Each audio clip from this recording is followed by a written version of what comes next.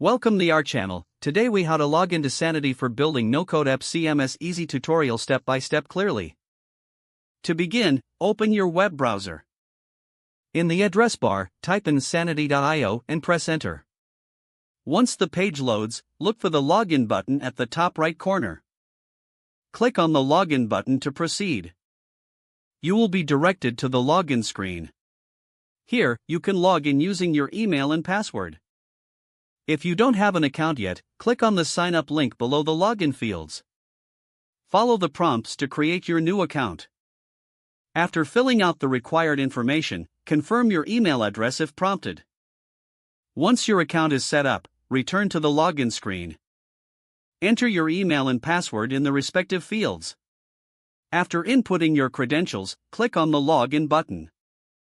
If your login is successful, you will be taken to your Sanity dashboard. From there, you can start building your no-code app CMS. Explore the available features and tools to customize your project. If you encounter any issues, check the password reset option available on the login page.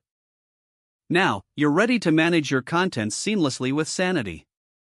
If the page does not load, refresh the browser or try again in a private or incognito window. Make sure you are using the correct email address, then retype it carefully to avoid small typos. If your password is not accepted, use the reset option and create a new strong password you can remember.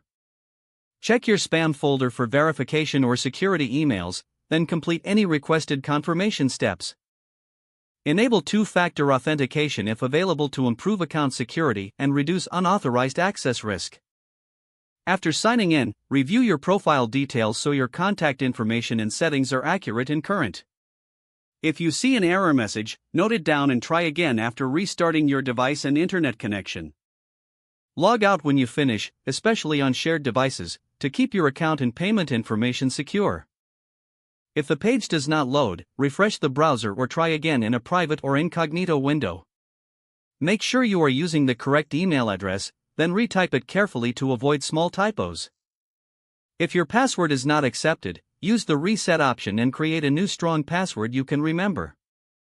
Don't forget to like this video and subscribe to our channel for more step-by-step tech guides.